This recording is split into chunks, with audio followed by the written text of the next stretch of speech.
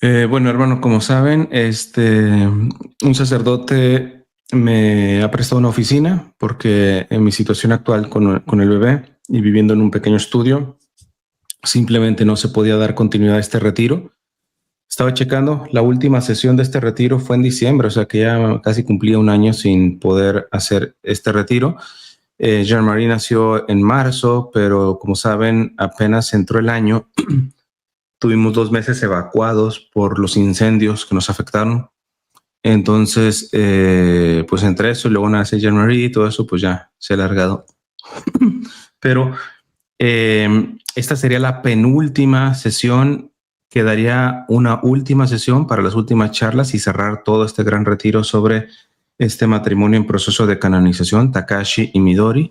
De hecho, yo creo que pudiéramos, si es que tengo alguna imagen aquí, agregar alguna de Takashi. Miren, esta podemos poner. Perfecto. Eh, entonces, esta es la estampita, la que ven ahí, que es esta, que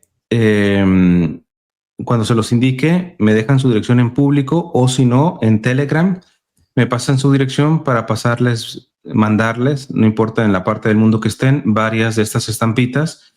Esto, como queda grabado, solamente está haciendo para los que están participando en vivo de este retiro. Los que después vean en diferido estas charlas, lamentablemente no les puedo enviar la estampita porque el acuerdo fue eso y también no me quedan muchas, así que voy a mandar todo el resto. Y ya después voy a sacar una nueva tanda en donde ya le voy a cambiar el QR de aquí, porque lamentablemente saben que me estafaron, que era gratuito y todo eso, y después me querían cobrar y todo ese tipo de cosas. Entonces ya sé cómo generarlo con inteligencia artificial gratuito y permanente. Y la idea está en que la estampa tenga un código que cuando lo escaneen les presente todas las charlas de este retiro. ¿Eh? Entonces ahorita si escanean, los que ya, me imagino que más de uno en la sesión pasada del retiro, disculpen, en la mañana, amanezco un poco congestionado. Entonces, ya yo le mandé una tanda en la primera sesión de diciembre del año pasado y si lo escaneaban les salía error, ¿verdad? Entonces fue una estafa de marketing que me hicieron. Así que voy a sacar una nueva tanda, pero todo el resto que me queda, todos los que vayan a participar hoy, se lo van a llevar. Así que les va a tocar, yo creo que la vez pasada enviaba, no me acuerdo si 5 o 10 por ahí. Yo creo que, bueno, dependiendo del número de los que participen y me manden su dirección, les va a tocar un poquito más de estampas. ¿Va? Ok, listo. Pues precisamente vamos a comenzar con la oración para pedir la intercesión de Takashi y Midori. Ah, perdón, y les decía que que esta es la penúltima sesión. Faltaría una sesión más y terminamos. Y esa sesión eh, posiblemente vaya a ser pública, estoy pensándolo, eh, pero sería pregrabada o le pida el favor nuevamente al sacerdote que me está prestando esta oficina eh, y pues hacerlo también nuevamente en privado, que siempre es mucho mejor para mí, ¿va? Para que se tome con más seriedad el retiro. Entonces, de hecho, como ven, me traje el soji japonés. No es muy pesado, me lo traje para acá para la oficina y darle un poquito de ambientación. Bueno, vamos a comenzar. En nombre del Padre, del Hijo y del Espíritu Santo. Amén. Vamos a guardar un momento de silencio ahí en la situación en donde estén para interiorizar un poco, para disponer nuestros sentidos, enfocarnos. Probablemente alguno se está conectando en vivo, pero mientras hace algún tipo de trabajo, pues ahí en la actividad, mientras se enfoca, en la actividad que está haciendo, al mismo tiempo haga un ejercicio de disponer sus sentidos para que la voz del Señor hable a través de este ejemplar matrimonio japonés, Takashi y Midori.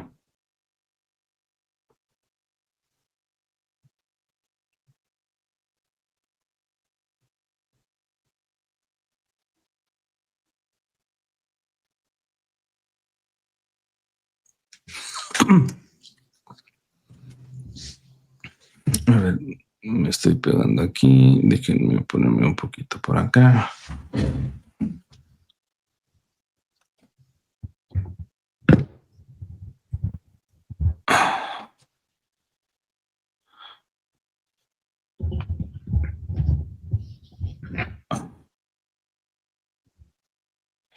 Ok.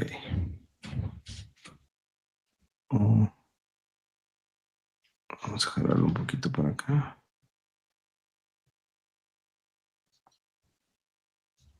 Y ponerme un poquito más de frente. Ya.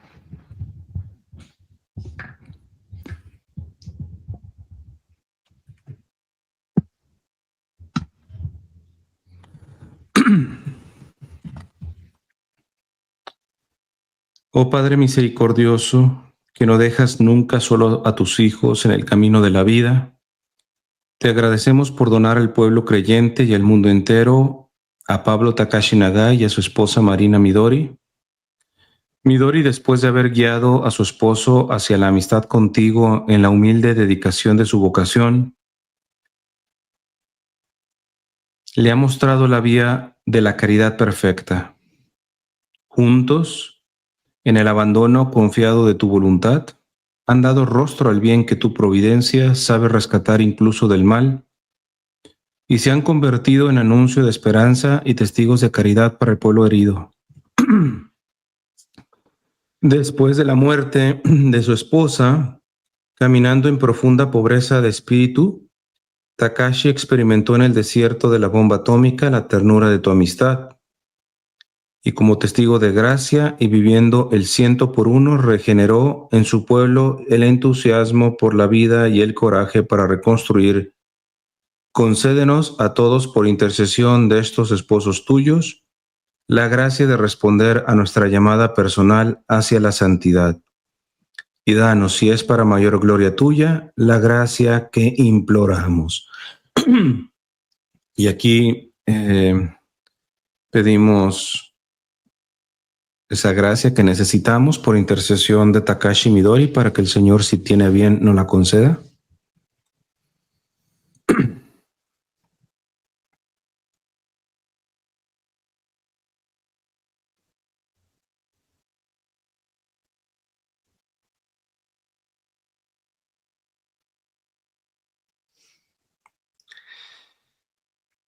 En la esperanza de que estos esposos pronto sean contados entre tus santos, por Cristo nuestro Señor.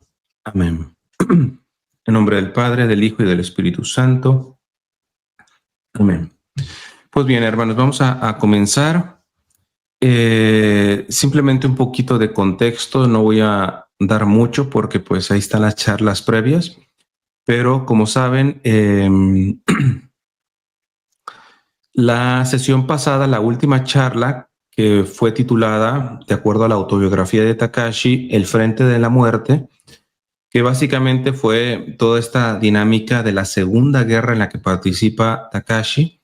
En la primera fue pues mandado como soldado, en la segunda ya fue como médico militar y vieron pues todo lo que vivió Takashi en esas guerras con China, ¿no? Pero bueno, ahora viene el contexto de la Segunda Guerra Mundial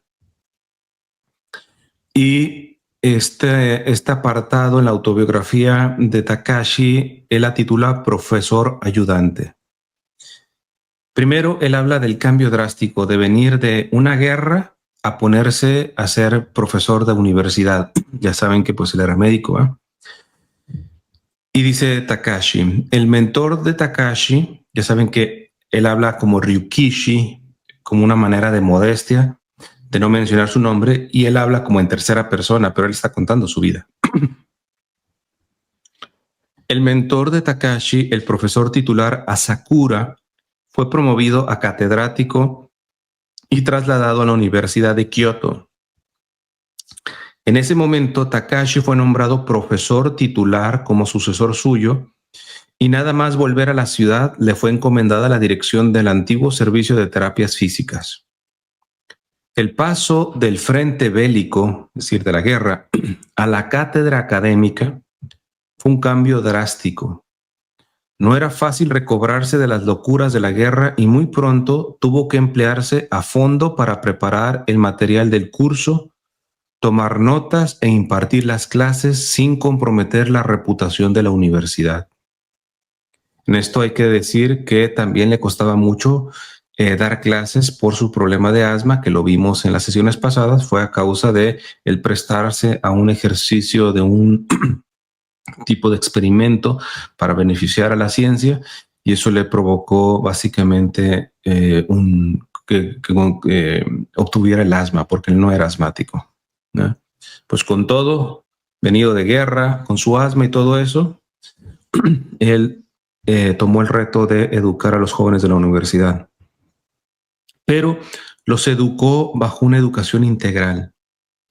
Estamos hablando de los años 40, hermanos, y otro gallo nos cantaría si la educación actual en las universidades, en las bachilleratos, high school, preparatorias, vamos, hasta en el hogar, la educación, y no me estoy refiriendo solamente al homeschooling, sino la educación que tú le das a tus hijos.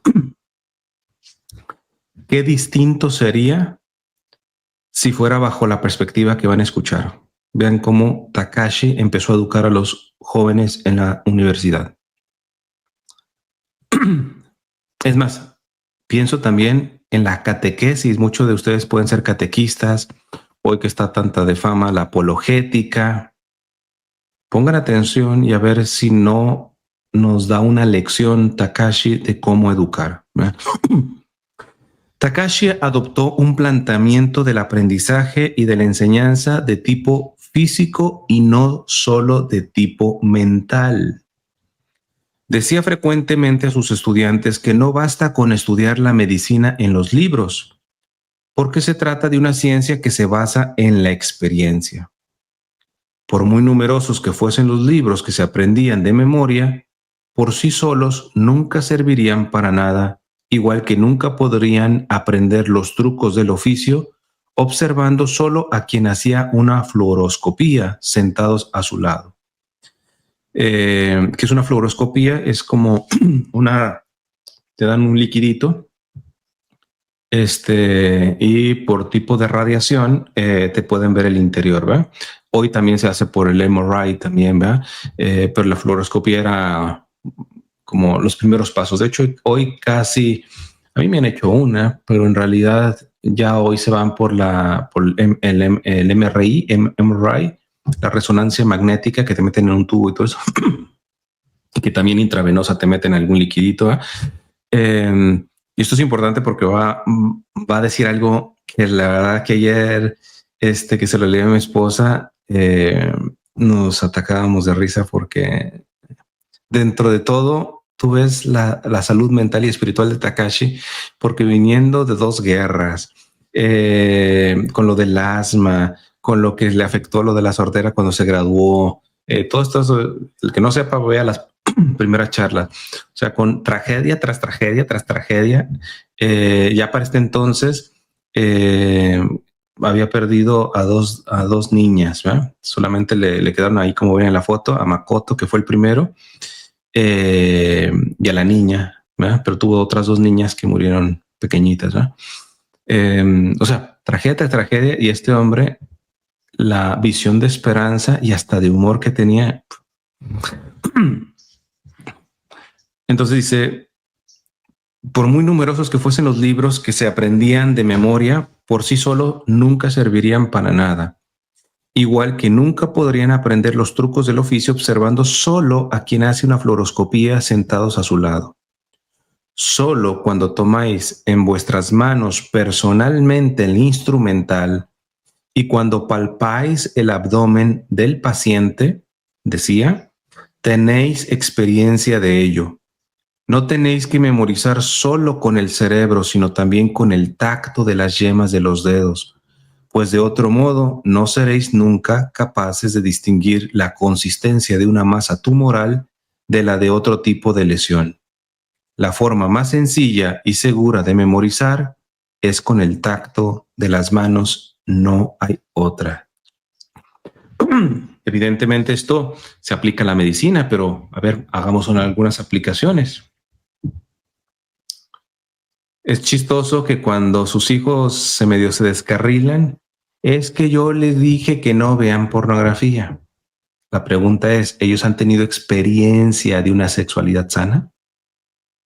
De que ya le comunicaste una cosa, pero que luego te vean a ti como papá hablando vulgarmente de una mujer, expresando deseos vulgares. Entonces, y sobre todo en las primeras etapas, ¿no? Nuestro bebé acaba de cumplir 7 meses. Ciertamente yo creo que es un caso especial porque, repito, a las 5 semanas ya andaba queriendo hablar, como ellos hablan, con los ruiditos y que te pone atención a la cara y todo eso. Eso viene mucho después, él desde las 5 semanas. Entonces, pero ahorita está en la etapa de que es capaz de imitar. Yo le hago así, así, así, y él le hace así, así, así. Entonces, las primeras etapas de los niños es que yo le digo a mi niño y le digo y que todo eso, dale, es importante decir, pero el aprendizaje principalmente es por atracción, por experiencia concretamente. Entonces, esto a nivel de la evangelización, hermanos, ¿cuántos hoy hay evangelizadores de sillonazo? Es decir, solamente de redes sociales. Se sientan delante de una cámara a hablar, hablar, hablar, pero nunca se han bajado a la tierra concretamente. Nunca han estado con el sufriente. Son providas, pero no han salvado una sola vida de forma directa. Solamente se dedican, y evidentemente estoy hablando de los que pueden bajarse. No sé, algún enfermo que está encamado, evidentemente, pues ya hace mucho, no sé, por medio de redes sociales. Pero tú, que puedes salir, quítale un poquito al internet y vete a atender a las personas. Vete a conocer los procesos. Tu papá y mamá, que tienes a tu hijo descarrilado, deja de creer que ya cumplices con decirle, yo les he enseñado la fe. Bájate a conocer la experiencia, por qué están haciendo lo que están haciendo, por qué piensan como piensan. Y no es precisamente en que lo sientes y le hagas un interrogatorio.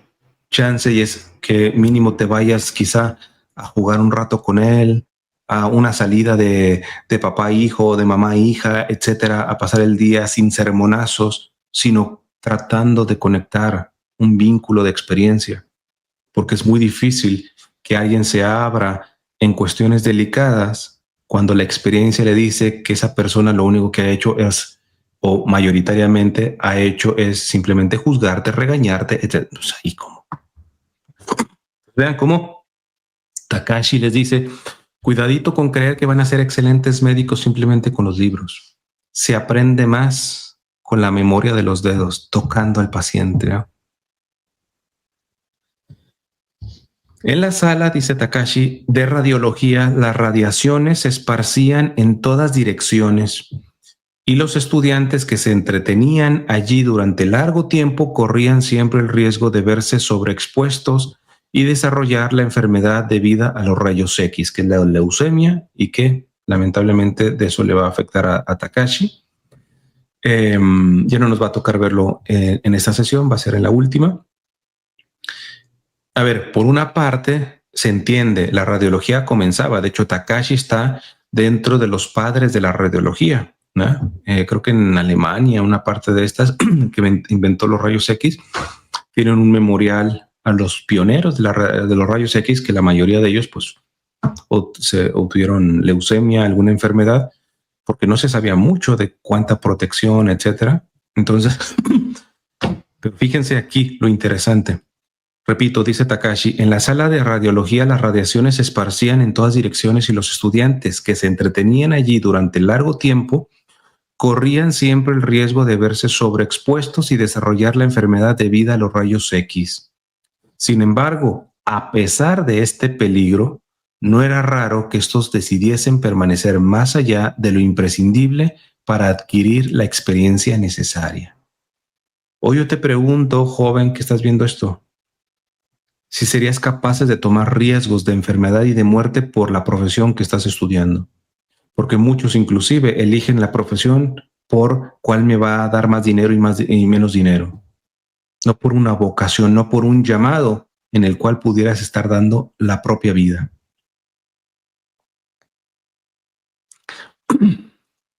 ¿Cuántos, hermanos, están dispuestos a morir por el oficio que realizan?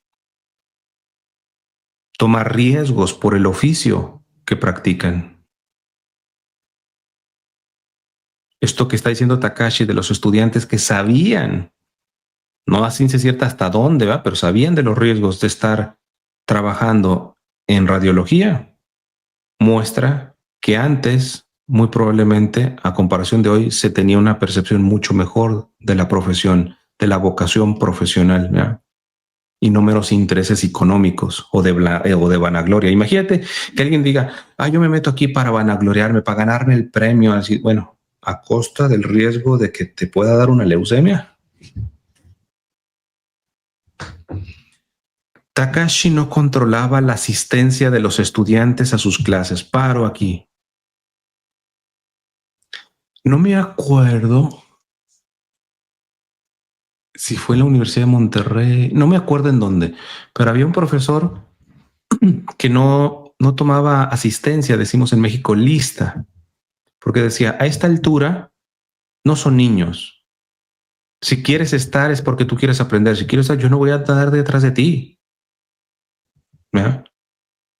No te puedo hacer pagar las consecuencias porque yo no te voy a decir, faltaste tantas veces. No, tú eres el fregado. Si tú estás faltando por negligencia, diferente por enfermedad y todo ese tipo de cosas, a ver cómo tú te apañas en cosas que no vas a poder conseguir si no asistes esa clase. Esto es muy importante de ir generando. Como les he dicho siempre el ejemplo, hay madres que educan por el miedo, a veces hasta por la violencia a sus hijos a tener el cuarto limpio.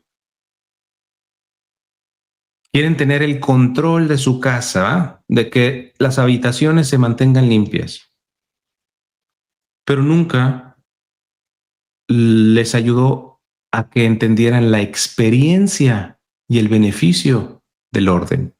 Acto seguido, salen de la casa, ya sea que se casen, ya sea que entran a la universidad y ya en donde rentan el apartamentito, etcétera, y es un chiquero, es un desorden. ¿Por qué? Porque ahí no está la mamá que mantenga el control.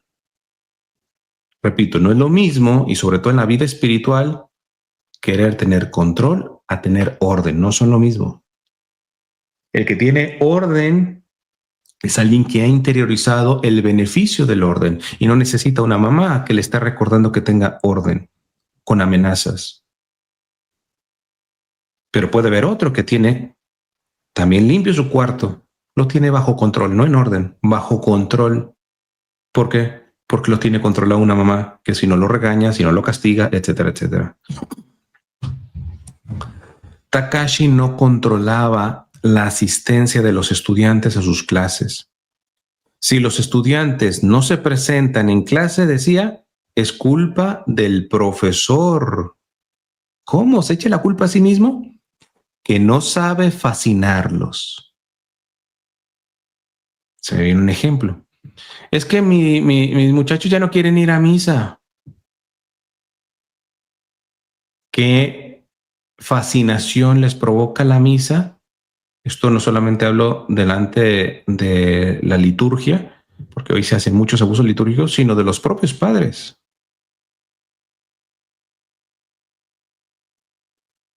Igual la catequesis, no, ya no quiere confirmarse, etcétera.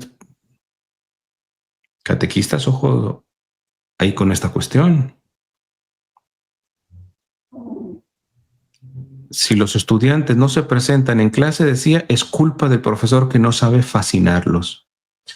Preparaba las clases recordando siempre su época de estudiante y tratando de ponerse en la piel de sus alumnos. Esto que tanto hablaba el Papa Francisco. Este acompañamiento poniéndose en los zapatos del otro. ¿Va? Repito el ejemplo que siempre he puesto. Yo podría decir, oh, soy un santazo porque no me emborracho, no tomo, nunca he tomado una cerveza. Pues no me gusta el alcohol. Desde ahí yo puedo empezar a acompañar a los alcohólicos con una actitud de superioridad, pero es que a mí no me atrae. Ponte en los zapatos de alguien que quiere dejar algo y que su voluntad no le da porque ya está hecho vicio. Desde ahí vas a poder ayudar a otra vez volviste a caer, pues claro, tú no caes porque a ti no te atrae. O porque las tentaciones para ti en ese tipo de pecados o de vicios son mucho menores a las que el que la está pasando. Decía el Papa Francisco, la realidad supera la idea. Pero es que tendría que ser así, no sea relativista, no estamos cambiando, la verdad es la verdad.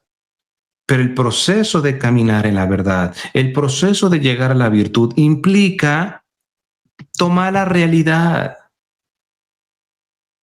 Sí, tendrías que ser castísimo, no, pero es un pervertido. De ahí se arranca. Por muy dura que sea la realidad supera lo ideal, la idea. En este sentido, si alguien es educador, escuela, etcétera, yo digo que tendría que ser más especializada la educación, porque, por ejemplo, la educación generalmente se ha puesto en exámenes, ¿verdad? Te examinan. Y puede ver, y eso no es realmente objetivo, porque hay personas, me consta, hay personas que realmente han estudiado bien, pero cuando están delante de esa hoja de papel para poder hacer el examen, entran en una situación psicológica de nerviosismo que obstruye todo el conocimiento que tienen. Entonces, evaluar de acuerdo a ese papel me parece injusto. Por eso hay otros sacerdotes, bueno, sacerdotes que en seminarios, profesores, etcétera, que intentan dividir la evaluación. Un examen no depende de si pasas o no pasas, será un porcentaje de tu nota nada más.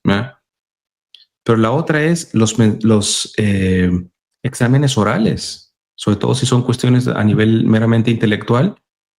Yo, cuando estaba en el seminario, una vez retaba a un sacerdote que era verdaderamente guandajón, ¿no? Era, él no le interesaba, háganme un trabajito, lo que le dicen acá en Estados Unidos, un paper, un resumen, etcétera, etcétera, y se va a hacer su nota. Eso no es garantía de evaluación. Entonces yo le decía, a mí hágame, a mí verdaderamente evalúeme que realmente esté progresando. Y porque se enojaba, pues me hacía un examen oral nada más a mí y me ponía inclusive trampas y todo eso y no siempre sacaba buena nota. Prefiero no tener buenas notas, pero realmente estar aprendiendo a ir pasando y pasando y pasando y simplemente pues irme la llevando porque la mediocridad del mismo profesor hace que realmente no evalúe si la persona está aprendiendo o no. Un amigo sacerdote que ya entró, pues adulto, de hecho él era doctor en economía, profesor en doctor en economía. Yo lo conocí como seminarista, ya es sacerdote.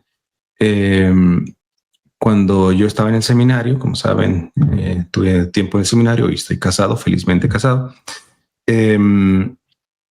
Una vez me dice, yo te podría decir que estamos hablando de cuestiones de principios de doctrina social de la iglesia, que tú tienes más formación que varios de mis compañeros en doctorado, que han logrado el doctorado porque han respondido a los protocolos concretos para poder llegar ahí, pero eso no garantiza de que verdaderamente tenga interiorizado una teoría, por ejemplo, económica y que sea práctica concretamente, ¿no? Ha ido cumpliendo, va sacando la nota, va pasando la... Discúlpenme, hermanos, yo prefiero inmensamente más una mala nota, pero ser muy consciente de que uno está aprendiendo, a que simplemente ir por la nota. Y esto también, papás, porque en Hispanoamérica, al menos yo digo por México, cuánta carga se le da, en Asia, hermanos, yo lo veo, cuánta carga se le da al éxito de la nota, del título. De hecho, muchos asiáticos, es tanta la presión que les ponen a los asiáticos, mucho más que en Hispanoamérica, que algunos terminan suicidándose por la presión de la familia. Y muchas veces es contraproducente porque entre más presionado, menos aprendes también. Los exámenes no siempre son objetivos. Sigue diciendo Takashi, en los tiempos en los que él estaba ahí sentado en el banco, no tomaba apuntes e incluso ahora les daba poco peso. Los estudiantes no son escribas, pensaba, y el aula no es una fábrica de apuntes. Es mucho más efectivo ir a la biblioteca y leer un manual que desperdiciar tiempo y esfuerzo tomando apuntes. Además, escribir en el cuaderno solo ayuda a fijar el conocimiento en el papel, pero no en la memoria del estudiante. A ver, yo aclaro. Generalmente en las charlas que doy, les digo, tomen apuntes, pero aquí si tomar apuntes ahí se queda. Pero ¿qué es lo que les digo? Tomen apuntes de lo que estoy diciendo. ¿Por qué? Porque si no tomas apuntes se te va a olvidar. Tú tienes que estudiar otras materias, tienes que trabajar, tienes familia, etcétera. Lo que a ver, ¿qué alcanzo a retener de la charlita? Pues muy poco, te lo aseguro. Pero si tomas apuntes, y aquí viene la clave, y después te lo llevas a tu momento de oración delante del Santísimo y lo empiezas a masticar, ahí sí que puede dar un fruto. Pero el apunte por apunte, tener notas por notas. Cuando un médico, dice Takashi, se encuentra frente al paciente y tiene que hacer un diagnóstico y dictaminar un tratamiento, no puede sacar el cuaderno y consultar los apuntes delante de un abdomen abierto o mientras prepara una jeringa junto a la cabecera del paciente. Se podría decir que las clases de Takashi eran de tipo impresivo, en el sentido de que trataba siempre de imprimir en la mente de los estudiantes los contenidos más significativos. Generaba una impresión mostrándole cosas reales, haciéndoles realizar experimentos y tocar ellos mismos a los pacientes de carne y hueso, a veces haciéndolos enfadarse y a veces reírse, y también haciéndolos reflexionar y poniéndolos en apuros. De este modo, lo que habían aprendido podría volver fácilmente a su mente en el momento oportuno como un flash. Takashi no enseñaba nunca lo que no conocía, en el sentido de que nunca hablaba de cosas que solo había leído en los libros de texto sin haberlas experimentado personalmente. Hermanos, no la he verificado, pero estaba viendo una nota periodística de que en China se va a multar a los TikTokers, a los influencers que se ponen a hablar de cuestiones, sobre todo de a nivel académico, no teniendo preparación alguna. Porque hoy alguien habla de nutrición y ni siquiera estudió nutrición y empieza a hablar. Habla de, podríamos decir, inclusive de apologética, de teología, etcétera, y no ha tenido formación real y profunda sobre esto. No sé si sea cierto. No digo que nos venga algo similar acá en estos países, pero qué falta nos hacen, porque hoy hasta los patos le tiran a las escopetas. Vemos católicos intentando corregir al Papa Francisco, hasta el Papa León también ahorita, ¿va? Mira, lo que tú quieras y gustes. Para llegar a Papa fue muy largo el camino. Y tú, catoliquillo, de que te hiciste un cursito en tu parroquia o en la arquidiócesis, etcétera, ya te crees la divina garza envuelta en huevo. ¿Cuántos hermanos, a ver, en las sesiones de preguntas y respuestas, en las sesiones de preguntas y respuestas les he dicho, lo que yo no sé, no lo voy a inventar porque está ese refrán, lo que no sé, lo invento. Yo he visto incluso sacerdotes que se ve que les preguntan una cosa y no sé, quizá por vergüenza, que decir, ¿cómo el sacerdote no sabe? Pues no lo sé. Y se atreven a decir una estupidez y media. Qué humildad la de Takashi. Él no hablaba de lo que no sabía. Pero es mi opinión y tengo el derecho a opinión. Pero no vengas a dar lecciones y a querer corregir por opiniones. Takashi no enseñaba nunca lo que no conocía. Y esto no solamente se refiere a que de aquí de cabeza, en el sentido que nunca hablaba de cosas que solo había leído en los libros de texto sin haberlas experimentado personalmente. Porque luego, por ejemplo, en la apologética hacen el ridículo, como he dicho. Sabes mucho intelectualmente de la Eucaristía y debates contra un protestante en la presencia eucarística y tú no vas a misa todos los días. Ni siquiera haces el intento de ir a todos los días. Hombre, si lo que estás diciendo es que Jesús está presente en la Eucaristía y con el cuchillo entre los dientes te avientas un excelente debate en contra de un protestante, pero tú no lo demuestras, porque si verdaderamente tú fueras el que creyeras que Jesús está presente en la Eucaristía, mínimo intentarías, a veces no se puede, pero mínimo intentarías ir a misa todos los días. No me vengas con apologéticas baratas, ¿no?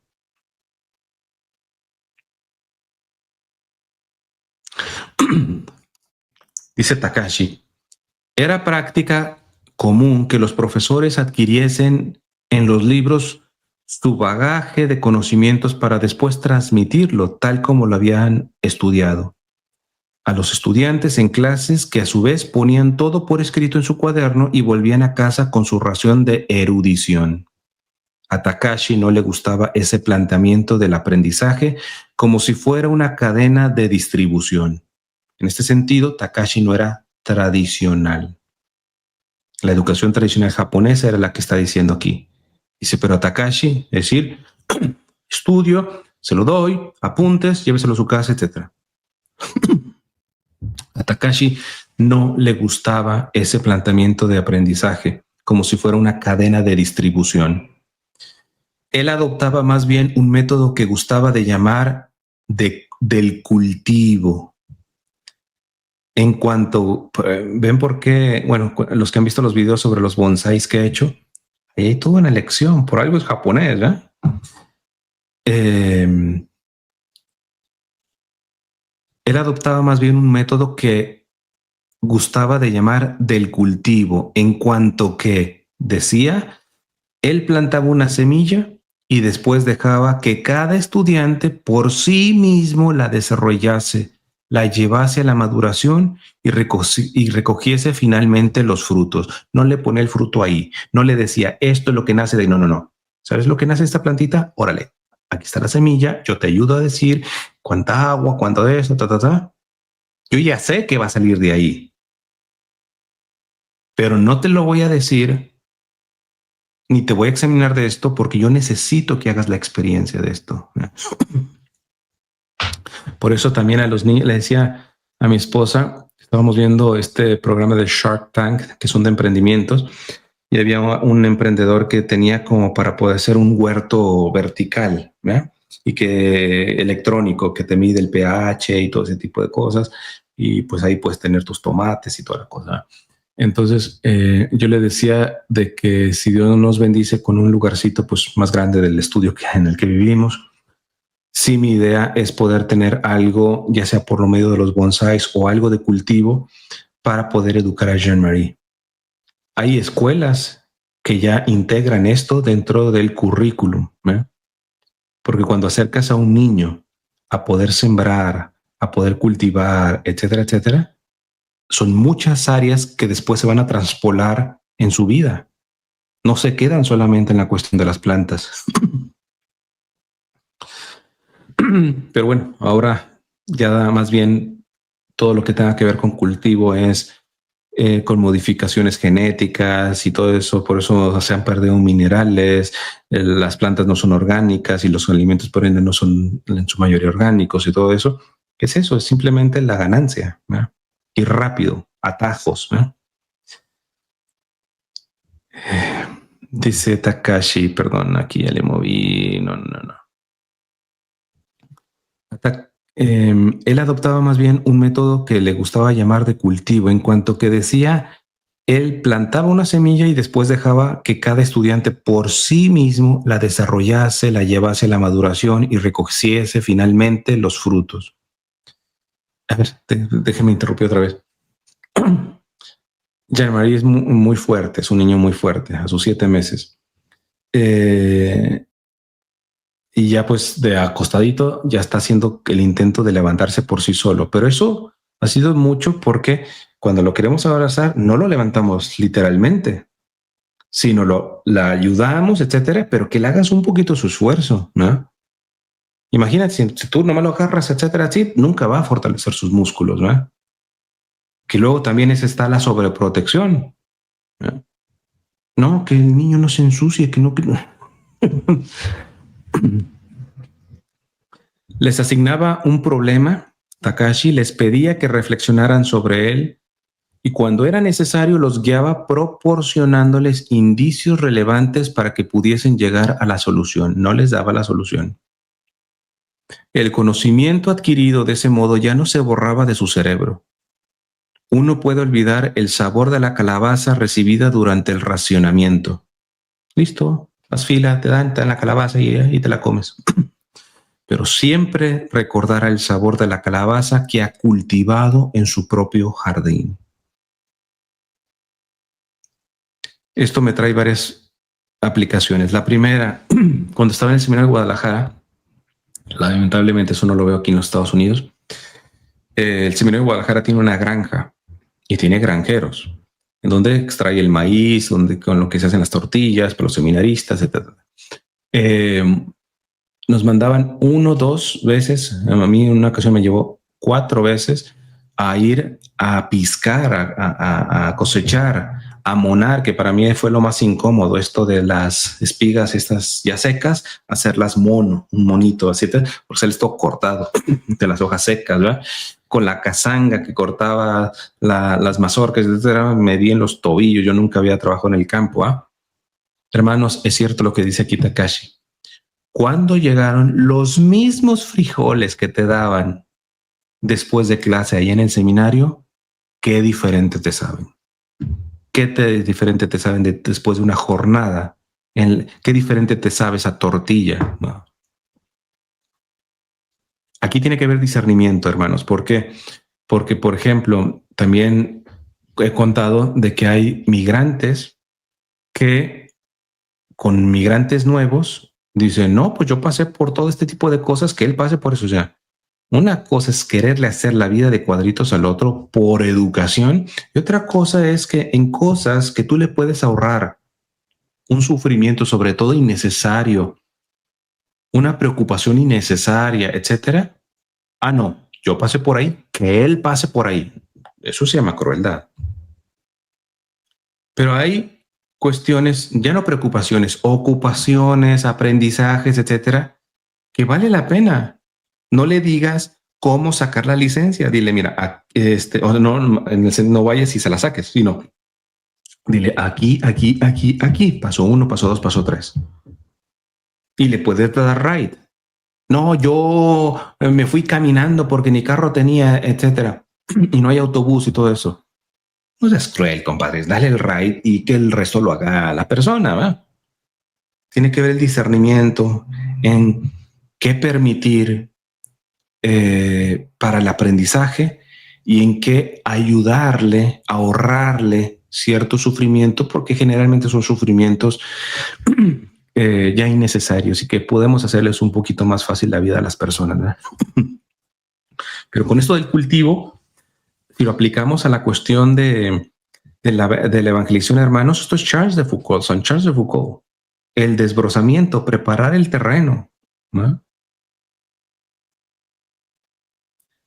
Con esto de la comida, aquí pongo también en mi nota, la recomendó la serie esta de Apple, Apple TV, Pachinko, está en español, que es una serie japonesa coreana y hay una escena en donde Sonjaya, que es la principal, prueba un cuenquito de arroz y dice, este no es coreano, es japonés. Oye, yo no sé si yo puedo comer arroz blanco, cocido, etcétera, y decir, este es coreano, este es japonés.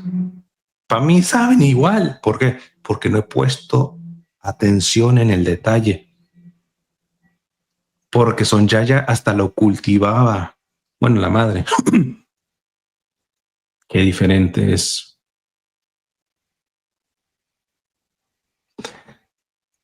Al terminar las clases de un curso, Takashi dijo a sus alumnos, no tenéis que tomar lo que habéis aprendido al pie de la letra. Ojo con este discurso que da Takashi a sus estudiantes. Nos voy a tratar de ponerlo en español más latino, a ver si lo puedo traducir en cambio, en el camino. No tienen que tomar lo que han aprendido al pie de la letra como una verdad absoluta que permanecerá para toda la vida. Alguien puede decir, eso no aplicaría para la cuestión de la catequesis, de la doctrina, porque la doctrina no se mueve. Sí, pero numeral 66 del catecismo, la doctrina, el depósito de la fe, la revelación pública ya está dada, pero no está completamente explicitada. Ya está dada, no puede cambiar, no la podemos modificar, no le podemos quitar, pero todavía no la hemos entendido a toda su profundidad, todavía no está completamente explicitada. Mucha gente que no entiende esto sale con la estupidez de el Papa Francisco quiso cambiar la doctrina, el Papa León quiere cambiar. Aprende lo que es cambiar la doctrina a explicitar la doctrina.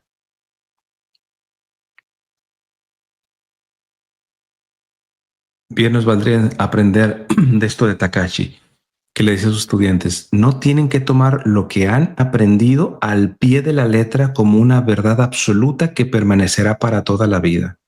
Sería un grave error. Esto es solo cuanto sabemos hoy de más cercano a la verdad. Pero la ciencia progresa cada día y para el próximo curso tendré que actualizar los contenidos de mis clases. Dentro de 5 años, lo que ahora creemos que sabemos probablemente dará risa y dentro de 10 años habrá que tirarlo a la papelera. Lo que quiero que retengan no es el contenido específico, sino el método de búsqueda de la verdad. Tienen que partir de la posición en la que se encuentra el saber científico en cada momento para adquirir una experiencia cada vez más nueva día tras día. Evidentemente esto aplica a la ciencia, aplica a varias cosas. A nivel teológico, hermanos, ¿cómo aplicaría? Quédate verdaderamente con la esencia, entendiendo que la explicitación del Espíritu Santo va guiando a la iglesia concretamente. Por eso aquellos que dicen a la misa tridentina, es la misa tradicional.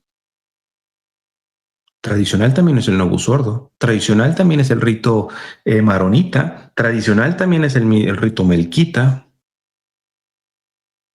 Esta es la misa de siempre, no conoces, ni siquiera la misa tridentina es la misa de siempre en sus formas. Esencialmente es la misma, pero esa esencia también la tiene el Novus Ordo, esa esencia también la tienen los otros ritos orientales.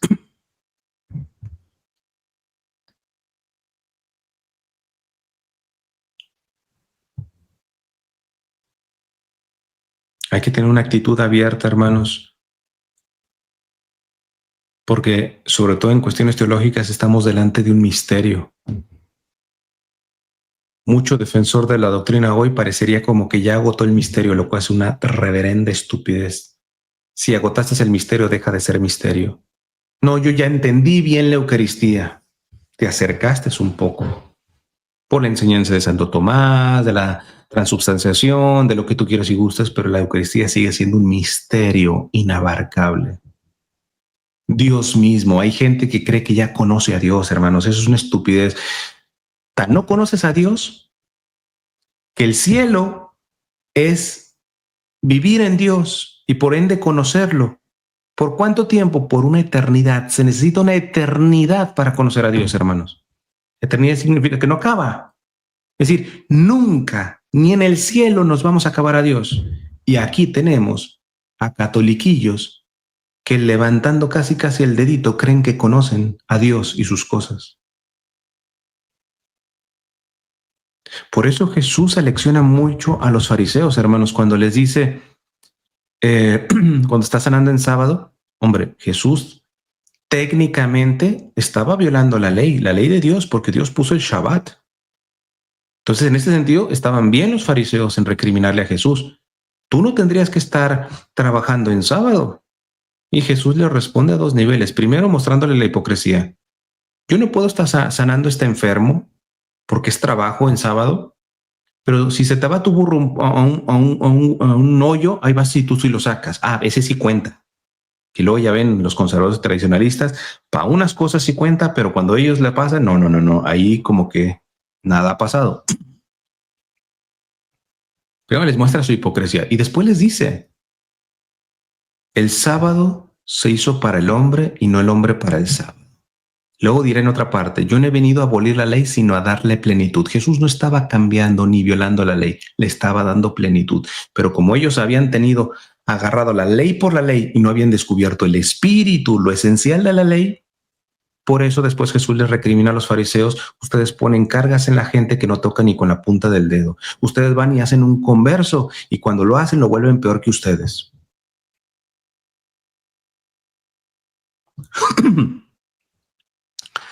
Viene una crisis de tuberculosis muy fuerte, por eso es entonces ahí, en Japón,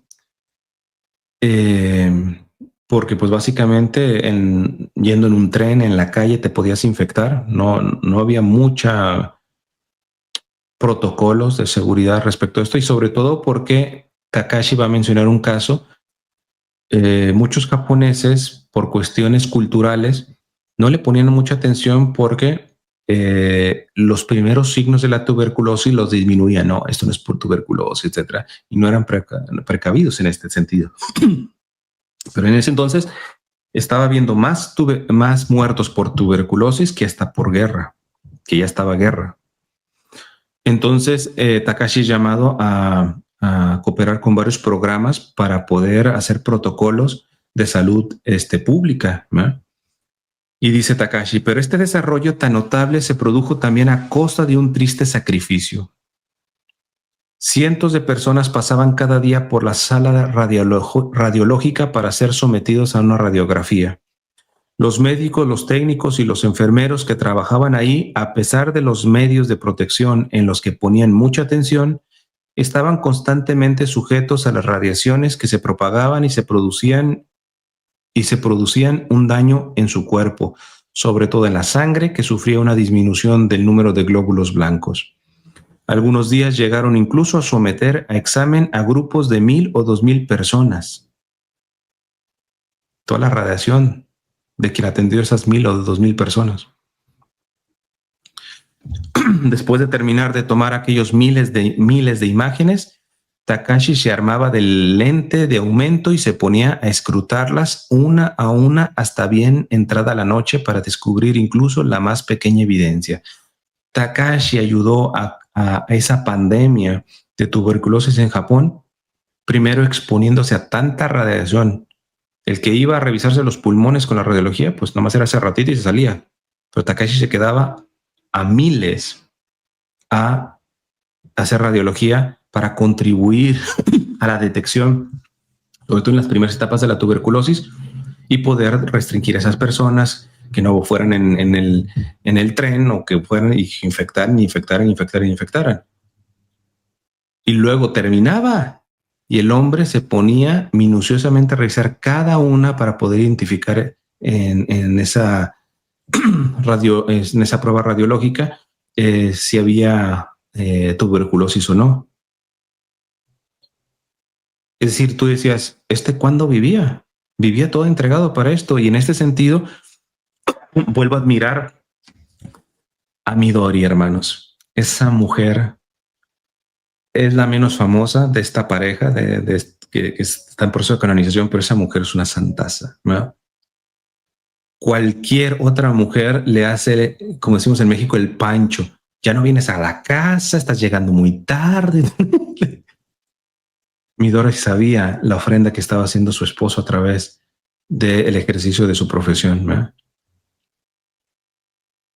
Y que no lo hacía de forma innecesaria, porque hay gente que de forma innecesaria trabaja de más y no tiene tiempo de calidad con su esposa y sus hijos. No era el caso en el caso de Takashi, y menos en el contexto de realidad que estaban viviendo en Japón. Obvio que la vida va cambiando, hermano, sobre todo en la cuestión del matrimonio. Pero ella supo amoldarse, esa flexibilidad. Ella, si hubiera sido una católica rígida, repito, ya se hubiera divorciado. Ya le hubiera leído la cartilla a Takashi. Pero supo amoldarse, ser flexible para seguir siendo soporte de su esposo en el contexto que quizá no era el más óptimo para ella. El matrimonio de Takashi y Midori practicaba de distintas formas el olvido de sí mismo. Ella no se quedaba en, ay, me siento sola porque no llega y yo cago con los niños y no llega mi esposo.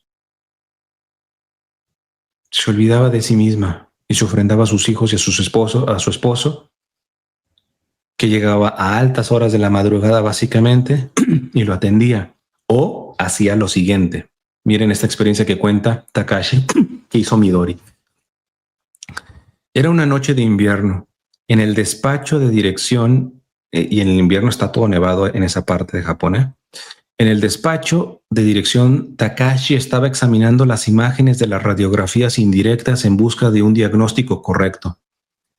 Había pasado ya las películas de 50 pacientes y sus ojos estaban cansados. En aquella habitación oscura había una pequeña fuente de luz sobre la que examinaba una a una las películas fotográficas con un lente de aumento. Todos sus nervios estaban relajados, menos los nervios ópticos, que estaban tan en tensión que concentraban todas las energías del cuerpo para no dejar escapar ni dejarse engañar por el más pequeño rastro de enfermedad proyectada en la sombra pulmonar. Hoy hay médicos que dan diagnósticos equivocados, a veces hasta mortales, porque son unos, discúlpenme la palabra, huevones, perezosos. Finalmente ya les pagaron, les paga el seguro. Takashi verdaderamente tenía vocación, ¿no? Se exprimió las meninges para aprovechar al máximo todos sus conocimientos y de este modo observaba, discriminaba y juzgaba todo. Ni siquiera se había dado cuenta de que las agujas del reloj marcaban ya las 11, de que por fuera de la ventana nevaba, de que la llama se había apagado y el ambiente se había vuelto frío y de que un ratoncito blanco se había colado desde el laboratorio contiguo y correteaba por ahí. No era consciente de que todo su cuerpo estaba aterido y de que sus piernas temblaban de frío. No existía Takashi, no existía el tiempo y no existía el espacio. Solo existía la alegría de la investigación. Yo diría la alegría de estarse dando. Un poco antes, alguien había llamado 3 veces a la puerta, pero Takashi no se había dado cuenta. Estaba entregado en cuerpo y alma. En cuanto terminó de examinar un rollo de 50 fotografías de imágenes pulmonares, justo cuando había tomado el rollo siguiente, escuchó que llamaban a la puerta. Takashi volvió en sí mismo. Adelante, ya se ha hecho de noche. Era Midori. Entró en la habitación y se quitó su chal amarillo y la nieve que había caído en él, en el chal, cayó al suelo del linoeleo. ¿Qué pasa? ¿Ha ocurrido algo? Le dice Takashi a Midori. ¿Qué andas haciendo a estas horas de la noche aquí? Midori depositó en el escritorio un gran atillo y una botella. No, nada, respondió. He pensado que podías tener hambre. Cualquier otra mujer, no, pues ahí que se haga una marucha, ¿no? Ella fue a esas altas de la noche no hacerle un pancho o un drama, un chantaje. Fue a llevarle comida. Oh, perdona, iba a volver a casa en cuanto examinara otros 200 casos, le dice Takashi.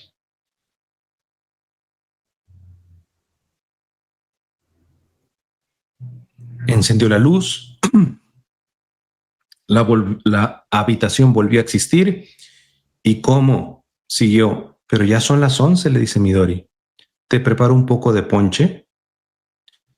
Es muy amable de tu parte, le dice Takashi, pero es mejor que evite el alcohol. No me gustaría ponerme achispado y después cometer errores al hacer el informe de las imágenes.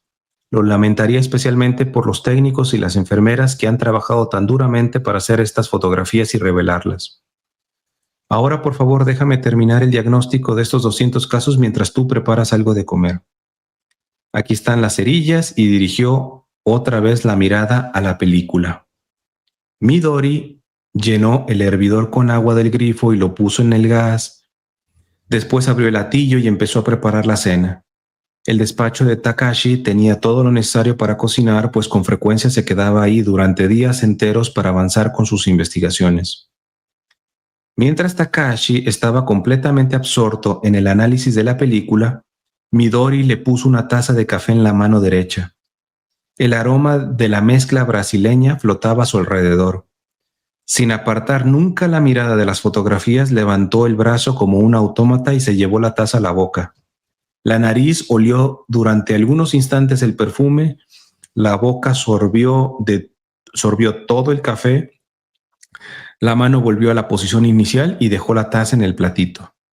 Pero al hacer eso, Takashi no era consciente de haberse bebido el café y por ello no pronunció ni un qué bueno ni un gracias. Y Midori se ofendió porque Takashi agarró el cafecito y ni la miró, ni le dio las gracias, ni nada por el estilo. Dice Takashi. Y como era habitual, a Midori no le molestó. Él es consciente de que esto le podría haber molestado. Pero a Midori no lo molestó. Entonces le puso en la mano izquierda una patata al horno con mantequilla, me lo imagino, Takashi súper enfocado en esto, y Midori con mucho cuidado le pone la taceta y le agarra, lo dice. Entonces le puso en la mano izquierda una papa al horno con mantequilla y Takashi la tomó como si fuese uno de sus instrumentos, se la metió a la boca y la engulló sin percibir ningún sabor. Los ojos estaban siempre fijos en la película y la mente o en la placa radiológica, y la mente estaba completamente concentrada en el diagnóstico. Riendo, Midori se puso a tostar unas golosinas. Hasta con humor lo tomaba Midori. Esto habla de que no era una mujer ensimismada. Hasta con humor es ni me da las gracias, ¿no? Porque ni la estoy pidiendo, ¿eh? Porque qué simpático mi esposo. Le pongo las cosas, la agarra así. Déjame, le hago algunas golosinas. Luego, Takashi habla, no se los voy a leer, pero habla de varios casos de por qué se propagó tanto la tuberculosis. Decía que un caso en una estudiante que se contagió de tuberculosis, llegó el padre sumamente agresivo, verbalmente agresivo, agrediendo a Takashi, diciéndole, usted tiene que borrar ese diagnóstico de que mi hija tiene tuberculosis. ¿Por qué? Porque en la cultura japonesa muchas enfermedades eran deshonor tenerlas. Yo sé que para uno te vuela la cabeza, oye, lo que les interesa es que no tengan el diagnóstico de esa enfermedad, aunque la tengan, tú tienes que entrar a la mentalidad japonesa cultural, sobre todo de ese tiempo. Y dice este padre de esta estudiante infectada, pero yo ya le llevé a un neumólogo y con un estetoscopio le ha revisado y dice que no tiene tuberculosis. Así que quite ese diagnóstico de mi hija porque no va a manchar la fama de mi hija. Y Takashi le dijo, a ver, primero le ofreció café porque decía Takashi que el café tranquiliza. Yo digo que más bien te prende, ¿verdad? Pero bueno, le mandó un cafecito. Trató de tranquilizarle, le dijo, ¿le hicieron una radiografía ese neumólogo? No. Entonces él le muestra la radiografía que él sí le hizo a los pulmones. Dice, ¿está viendo la mancha aquí que tiene el pulmón? Esto es Esto es signo de contagiarse, pero no tiene los síntomas y precisamente por eso estamos con esta pandemia. Porque cuando ya se ven los síntomas es muy difícil echarse para atrás. La ventaja de las radiografías ahora es de que podemos prevenir con anterioridad y su hija se puede aislar y evitar un foco de infección. Por fin le explicó todo con tanta paciencia que el hombre accedió. Contó y que culturalmente era una deshonra para su hija, pero entendió.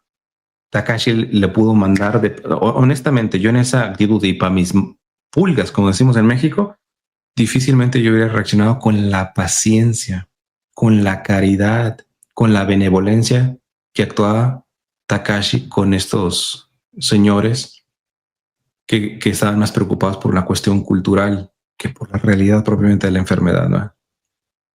Y así pudo lograr que esa pandemia de tuberculosis se empezara a reducir. ¿Por qué?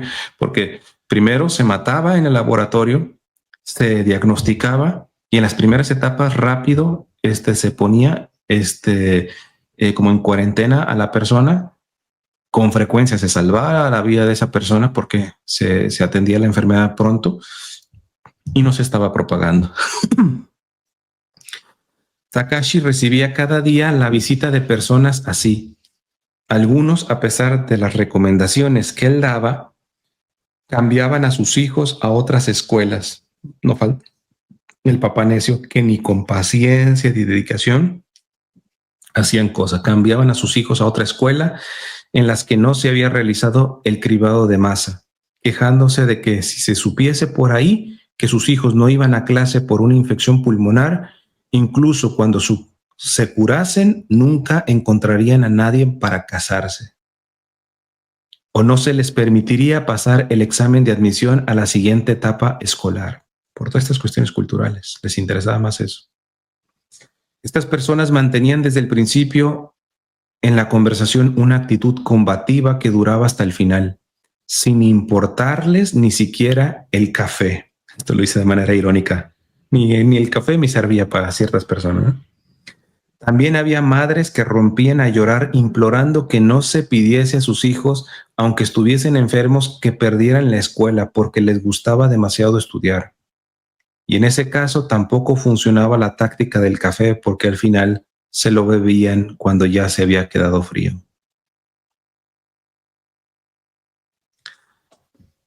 Urge, hermanos, analizar las expectativas que uno también tiene en los hijos.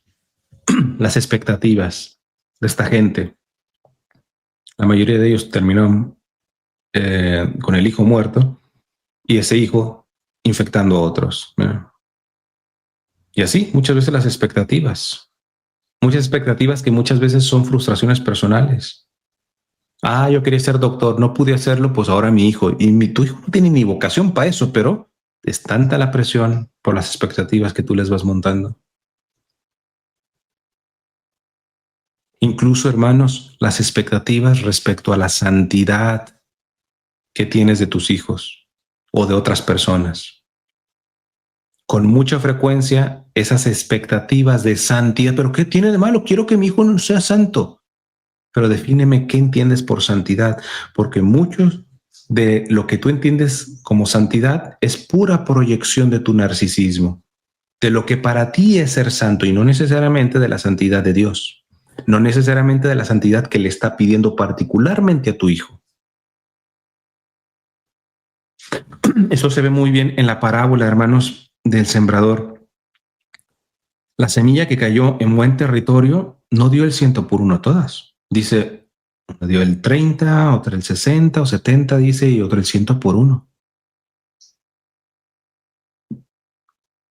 A otro perro con ese hueso de quererle imponer a la gente la forma de santidad católica. Porque tú a la edad de tu hijo, porque tú católico que respecto a los otros, tú has conseguido un nivel de santidad. Listo, delante de los otros tú pareces más santo. Pero tú no te tienes que estar comparando respecto al supuesto pecador que todavía no es santo, sino al santo de santos. Tú ya llenaste la medida, estás a la altura que Cristo pide de ti.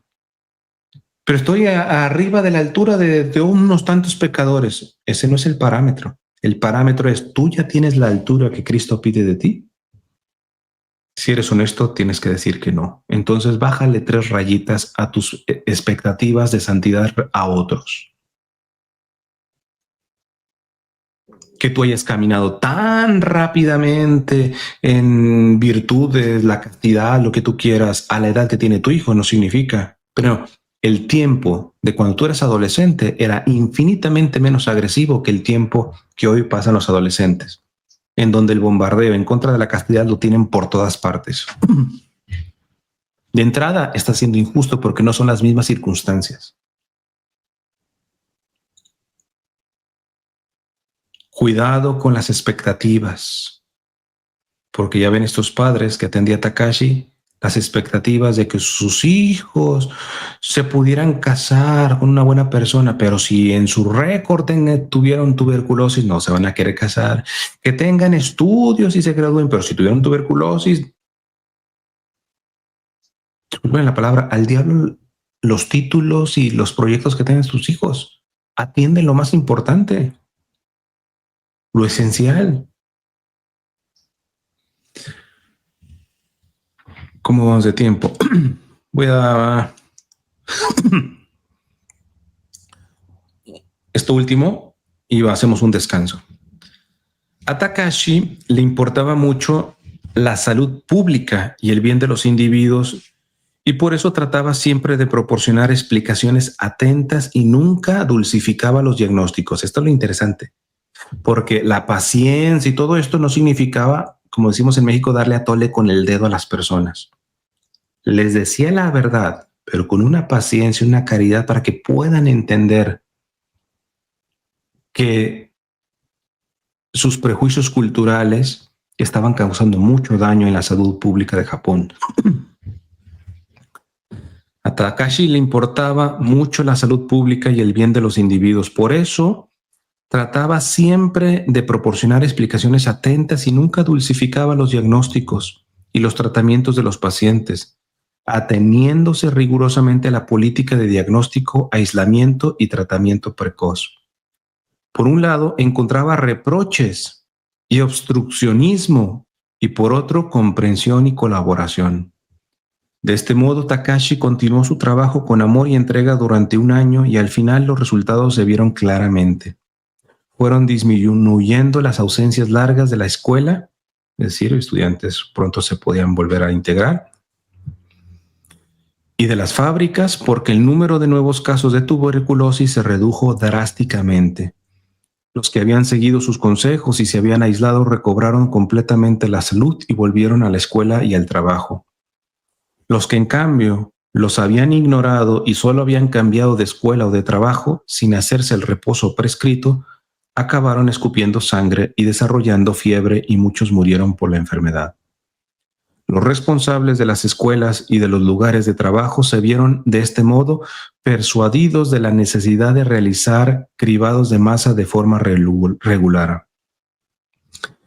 A partir del 2º año de ese programa, Takashi no tuvo que sufrir ya reproches ni oposiciones. Solo un exceso de trabajo porque cada vez más grupos de personas pedían someterse al cribado. Además de su trabajo de base en la universidad, tenía que realizar cada mes radiografías a miles de individuos, lo que comportaban que independientemente de la atención que prestase y de las precauciones que asumiese, estaban continuamente expuestos a una cantidad de radiaciones diseminadas más allá del umbral de lo tolerable.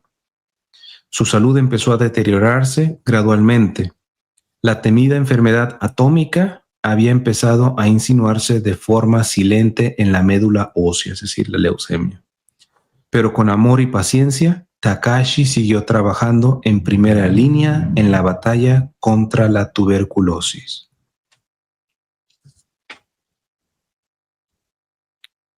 En conclusión, yo creo que le podemos pedir la gracia al Señor de ayudarnos a identificar cuando alguien es necio por ignorancia, por cultura o ya por mala intención o por maldad, porque el trato tiene que ser distinto. Si es necio por ignorancia, hay que darle la información. Cuando das la información y tú ves que no basta, entonces hay otra cuestión, puede ser cultural. O puede ser realmente que este es un necio, malvado, cínico. Y eso es que no se le puede estar tratando con pañitos, ¿no? Hay que ser firmes también en esa cuestión. Pero, ¿cuándo una persona es necia por ignorancia? ¿Cuándo por cuestiones culturales y cuántos por maldad? Es un ejercicio que se tiene que hacer a la luz del Espíritu Santo, porque ciertamente no es fácil.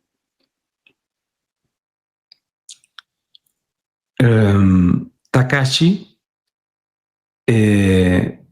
yo creo que terminó dando una profecía respecto a la forma de educar.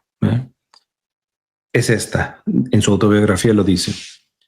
Los estudiantes del futuro tendrán mucho trabajo que hacer.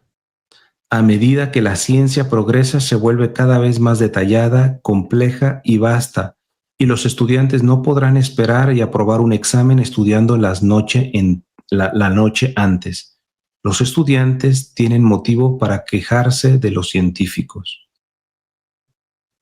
Estaba dando ese cambio, ese giro del simple intelectualismo a una cuestión verdaderamente experimental y más práctica, y que estamos viendo. Un amigo me decía, que es experto en cuestiones de informática, que realmente la educación va a cambiar, esto de ir a las universidades y todo esto. Mismo los idiomas, ciertamente aprender un idioma te ayuda en el desarrollo cerebral, pero hoy por hoy ya existen los audífonos, etcétera, que los puedes poner y puedes hablar con cualquier persona. Te habla en chino y tú lo que vas a escuchar es la traducción a tu idioma, y tú le hablas en el idioma tuyo, y el otro va a escuchar en el idioma chino. Yo sigo creyendo que hace bien estudiar idiomas por el desarrollo neuronal y todo ese tipo de cosas, pero hay muchas cosas que se vienen. Estamos viviendo un cambio de época, hermanos, y repito, creo que muchos católicos ni nos solemos.